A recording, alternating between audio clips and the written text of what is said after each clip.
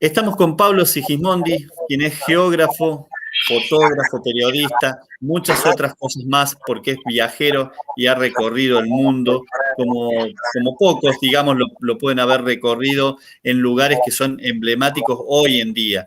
Y estamos a 20 años de lo que fue el 11S, el ataque a las Torres Gemelas y el Pentágono, y por eso además queremos preguntarle a él una serie de interrogantes sobre los cuales nos puede ilustrar. Primero que nada, buenas tardes, buenas noches, buen día, Pablo. Saludamos así normalmente en Redacción Mayo, porque quienes nos están viendo tal vez se conectan a diferentes horarios. Así que bienvenido y muchas gracias por esta oportunidad y este diálogo. Al contrario, muchas gracias a vos, Marcelo, a toda la gente que nos está viendo y muchas gracias por esta comunicación. Pablo, la primera pregunta que se me ocurre justamente es, ¿cómo era el Afganistán previo a los ataques del 11S, del cual a esos ataques se están cumpliendo 20 años? ¿Vos tuviste oportunidad de estar allí antes de que ocurriera el ataque a las Torres Gemelas y el Pentágono? ¿Podés decirnos cuándo y describirnos cómo fue? Sí, muchas gracias. Esto fue en mayo del año 1994. Yo entré a Afganistán desde Pakistán, un viaje muy largo porque en realidad venía antes de la India, crucé Pakistán y después entré a Afganistán. Y sería largo contar todas las anécdotas porque uno lo dice rápido, entré a Afganistán, pero para eso necesité llevar a la embajada afgana en Islamabad, la capital de Pakistán, necesité llevar una autorización de la embajada argentina que me permitiera tramitar el visado, y eso fue muy complicado porque el embajador argentino no me quería dar esa autorización. Él decía que me mandaba al suicidio. Y entré por tierra, como digo, de lo que se llama el paso de Khyber, que es la frontera política en la línea de Durán entre Afganistán y Pakistán. Vamos a decir que esa frontera que vemos en los mapas en realidad no existe, porque de ambos lados de la frontera es idéntico, es la misma etnia, cultura, pueblo, geografía, es exactamente indistinguible. Si nosotros nos paramos del lado de Pakistán y no sabemos dónde estamos, no vamos a distinguir si es Pakistán o Afganistán.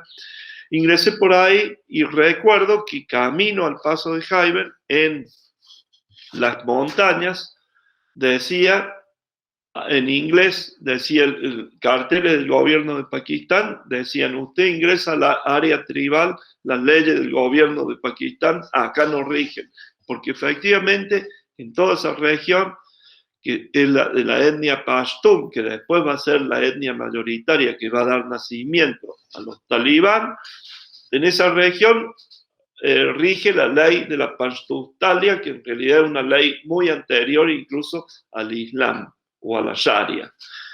Ingresé, el primer día llegué a la ciudad de Jalalabad, y desde ahí me trasladé hacia Kabul. Justamente esta foto que se ve acá de fondo es remontando el curso del río Kabul, remontándolo por la margen de izquierda del río hacia la meseta, porque Kabul está ubicado en una meseta, 1.700 metros de altura. Es una de las ciudades más frías, capitales más frías que hay en el mundo.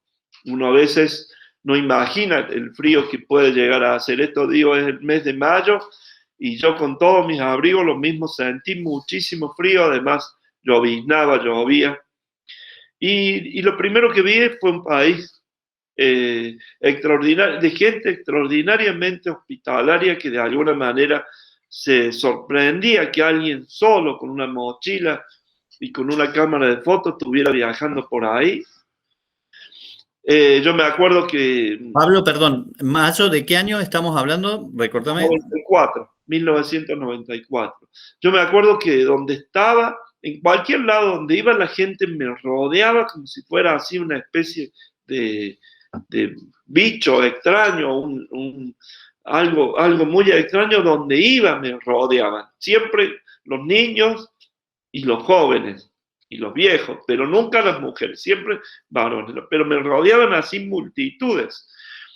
hay que ubicarse que en esa época mi registro gráfico de documentación era a partir de esto que son las diapositivas. Entonces, era muy distinto, por eso es muy importante hacer hincapié en el año, porque era muy distinto a lo que puede ser hoy, donde uno podría registrar con una cámara digital, con un celular, grabar, filmar, etc. Yo solamente tenía un número limitado de diapositivas, rollo analógico, y eso me limitaba muchísimo a la hora también de documentar a partir de la foto, que a mí me parece que siempre la fotografía es un elemento clave para transmitir no solamente información, conocimiento y de alguna manera demostrar cómo es el lugar, sino especialmente también para darle al oyente o al lector, al interlocutor, la seguridad, de alguna manera, la garantía de que efectivamente uno está en el lugar. Por eso también siempre viajo con el trípode, porque con el trípode puedo hacer fotografías donde yo también salgo dentro de las imágenes. Bueno, volviendo a este Afganistán que vi, era extremadamente hospitalario, pero extremadamente caótico. Yo recuerdo que al principio tuve mucho miedo porque toda la gente que yo veía, los jóvenes, los viejos, andaban todos con fusil, con armas, con pistolas. Incluso tengo una fotografía con una pistola Versa, que era argentina. Hay que decir también, se me ha pasado por alto, que cuando uno atraviesa el área tribal dentro de Pakistán, no en Afganistán, sino dentro de Pakistán, hay una pequeña aldea conocida con el nombre de Darra, donde la aldea se caracteriza porque la gente vive en ella gracias a la producción y la manipulación de armas. Es decir, es una aldea donde las armas son, uno va de un lugar a otro y encuentra así en la calle comercios donde se venden, en vez de libros, armas, que se arreglan ahí, que se modifican ahí, etc. Y esto fue el primer, yo ya había estado, perdón que me vuelvo un poquito atrás, había estado en Darra, de alguna manera eso también me había servido como para tomar un poquito este clima de armas, porque cuando uno no está habituado a ver las armas produce muchísimo miedo, y más en un lugar así desconocido, ¿no? Incluso la gente muy amigablemente me brindaba las armas para que yo las tuviera, me sacara fotos, etc. Tengo algunas fotos de eso también. Y vi un Afganistán muy caótico, muy sumido en el más absoluto caos y diría desgobierno total. Vi un Afganistán donde no había ley, evidentemente. El país estaba en ese momento bajo una especie de... No llegaba a ser una guerra civil, pero había una situación interna muy convulsionada que venía ya desde el 89, cuando las tropas soviéticas se retiran después de los casi 10 años de invasión.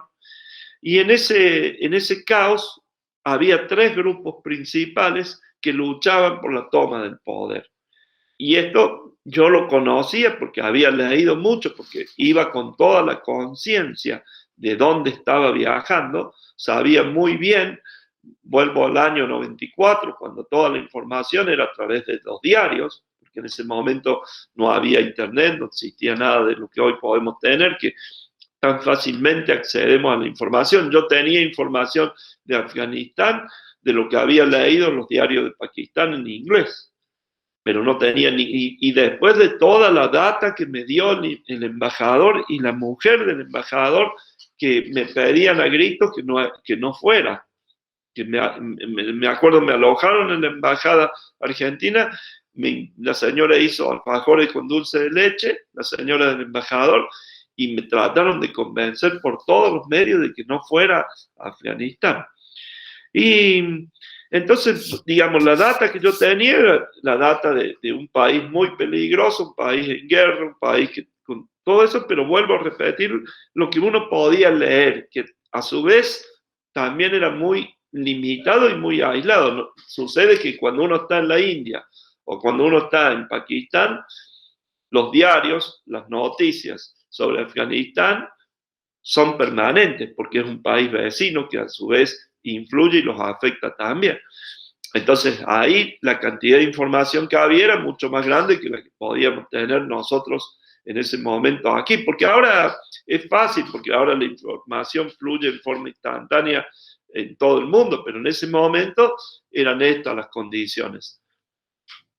Después de ese segundo día, me trasladé a Kabul. Bueno, estuve con las tribus de los Kuchis, que son estos nómades que hacen la veranada, están subiendo con todo su ganado, donde las mujeres Kuchis, por ejemplo, se puede ver en la imagen, va con la cara completamente descubierta, ellos no usan ningún tipo de velo para las mujeres, nada, son muy liberales, los chicos andan con pelos largos.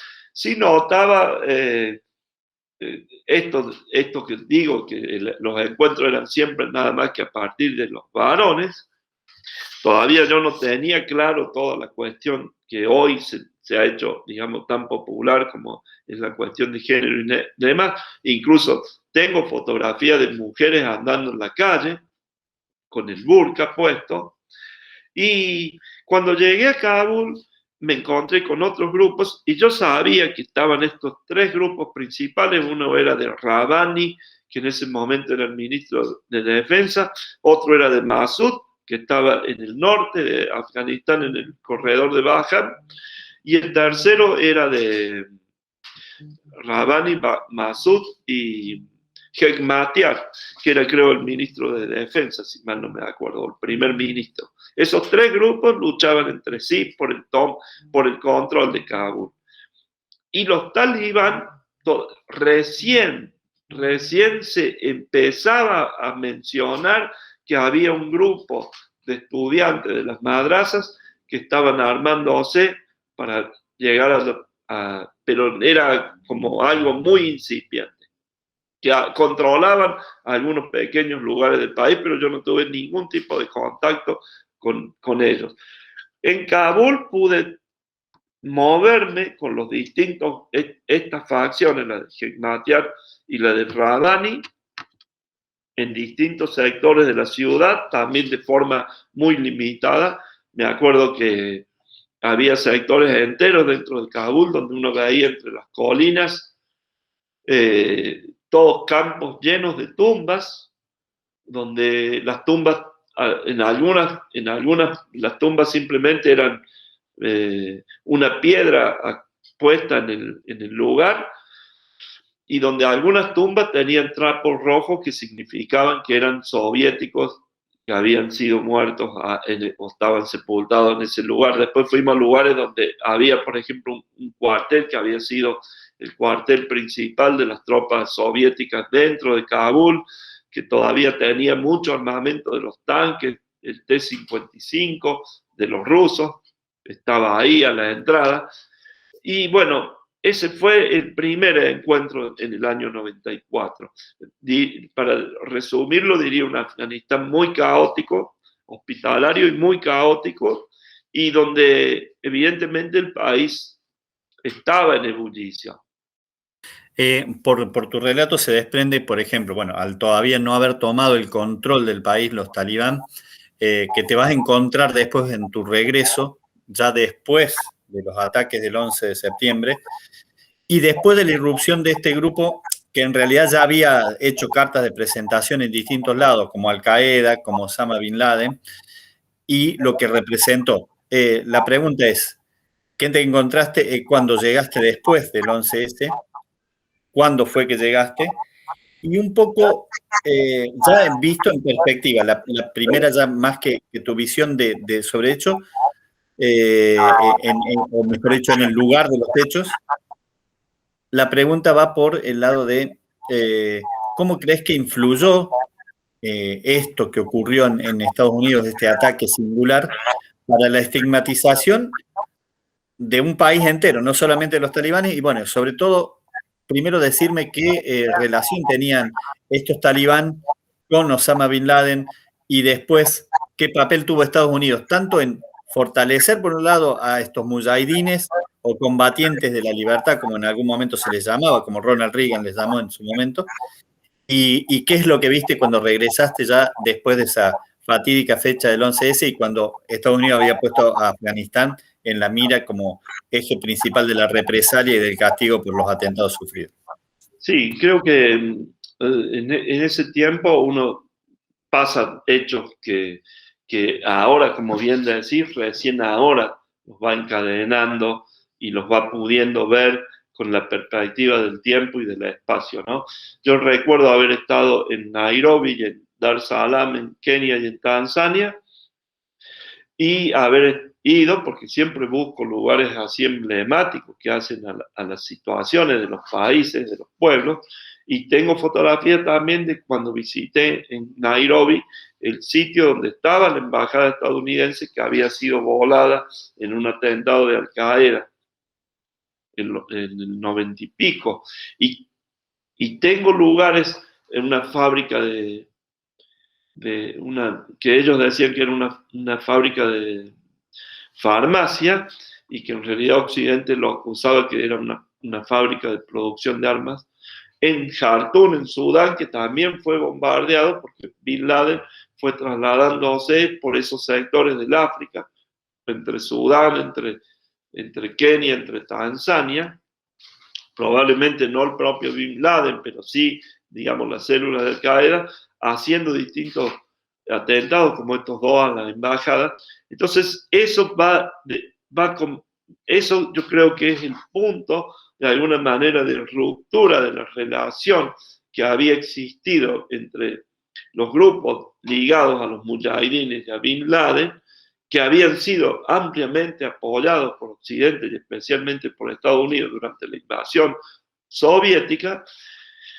Y hay que recordar que Bin Laden es de origen saudí y que el reino saudí, con el wahabismo saudita, el wahabismo saudita, además de ser lo más misógino y retrógrado, conservador y diría primitivo que hay dentro del mundo oriental, es uno o ha sido uno de los aliados claves de Occidente y de Estados Unidos porque ha sido el principal suministrador de crudo desde la crisis del 73 en adelante. Es decir, Arabia Saudita se ha comportado como el gran productor y servil exportador para la OPEP a regular los precios del crudo, ha sido siempre el país que hace de regulador de los precios del crudo, porque levanta o baja la producción y eso es el mayor productor mundial, o era el mayor productor, más de 10 millones de barriles por día,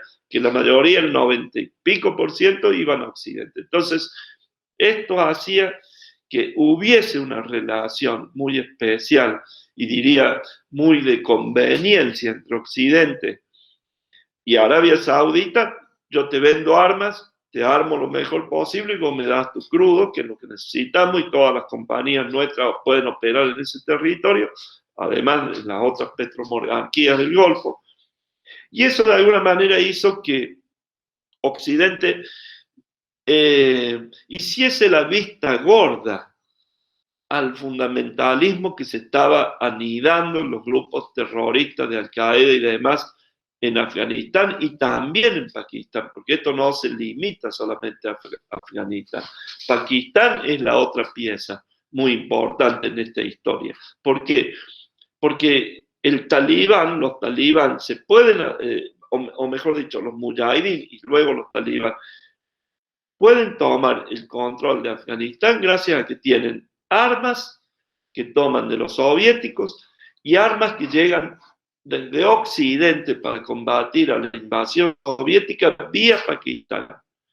Tienen el soporte territorial, geográfico de Pakistán y tienen la financiación de las petromonarquías del Golfo y tienen lo principal, que es el condimento ideológico religioso del fundamentalismo wahabita saudí, que es el que les da la razón de ser para sus movimientos. Esto es muy importante porque incluso llega hasta hoy esta situación. Es decir, hay un componente militar, un componente territorial, un componente armamentístico y hay un componente de financiación y de ideología para ellos. Ellos no nacen porque sí en medio del desierto, son una consecuencia de todo esto. A punto tal que cuando sube el presidente Carter en 1977 a la presidencia en Estados Unidos, nosotros estábamos en época de dictadura militar feroz, y Carter lleva como piedra angular de la política exterior estadounidense el respeto a los derechos humanos y la promoción de los derechos humanos en el mundo. Y eso trae como consecuencia embargos de armas a todas las dictaduras latinoamericanas, pero también a otras dictaduras. En 1977, si mal no recuerdo, hay un golpe de Estado en Pakistán, sube el general Mohammad Zia-ul-Haq, que está enterrado en una de las principales mezquitas en Islamabad, también conozco ahí, y él inaugura una dictadura feroz en Pakistán con aplicación estricta de la Sharia. Digo esto porque ahora nos asustamos, pareciera que ahora los talibán, y esto ya viene pasando en mayor o menor medida. Hablo en 1977, hace 45 años, el general ul-Haq pone en vigencia la Sharia en Pakistán, hace un gobierno integrista islámico de una enorme represión, y cuando Carter asume la presidencia, esto es lo interesante, levanta el embargo de armas que había en Pakistán justamente para poder alimentar a los grupos mujahidines que entraban a combatir a los soviéticos en Afganistán. Es decir, los primeros 2 años de Carter hay un embargo de armas a Pakistán por la situación de los derechos humanos.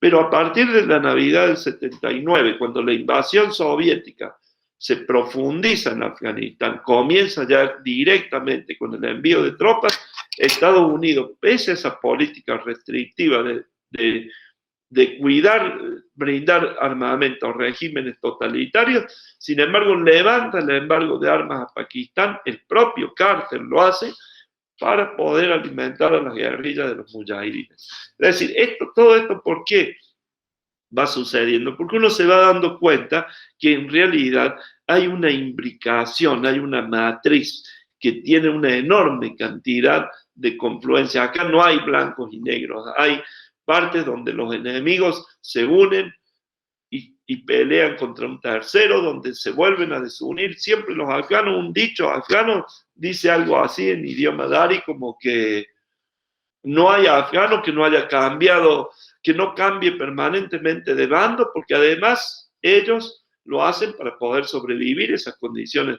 de guerra, porque estas condiciones de guerra que llegan hasta el presente, hasta el día de hoy, arrancan hace prácticamente 50 años, cuando cae la monarquía afgana en 1973. Entonces, desde esa época ya hay una práctica de cambiar de bandos. De uno que estaba con Occidente se va para el otro. Y esto también es usado por Occidente, y esto también es usado por las potencias, y esto también es usado por Bin Laden. Entonces, Bin Laden, que en un primer momento forma parte de esos mujahidines, y es la película Rambo 3, como bien dijiste, los guerreros de la libertad, de pronto, después se transforma en el demonio. No tenemos claro, porque esto se va a saber recién cuando se lleguen a desclasificar alguna vez todos los documentos secretos, cuál es la razón o el clic que da el divorcio entre Bin Laden y Estados Unidos y Occidente, a partir del cual el grupo de Bin Laden comienza a atacar a los objetivos occidentales y comienza a atacar, por ejemplo, las 2 embajadas. Algunos dicen que el enojo de Bin Laden con Occidente y con Estados Unidos en particular se produce en la Segunda Guerra del Golfo, después de, nosotros recordamos, 6 de agosto de 1990, Irak invade Kuwait, como consecuencia viene la Segunda Guerra del Golfo, cuando Estados Unidos y la coalición internacional, en la cual nosotros como Argentina también participamos, va a, entre comillas, liberar Kuwait de la invasión iraquí de Saddam, y en esa liberación de Kuwait se establecen tropas en Arabia Saudita, que es considerada la cuna del Islam y es considerado un lugar sagrado para los musulmanes. Aparentemente muchos dicen que esto es lo que enoja a Bin Laden en contra de Occidente, que lo considera a eso como un ultraje de los santos lugares musulmanes, la presencia de Occidente y de las tropas dentro de Arabia Saudita. Y bueno, y viene todo este cambio geopolítico, ¿no?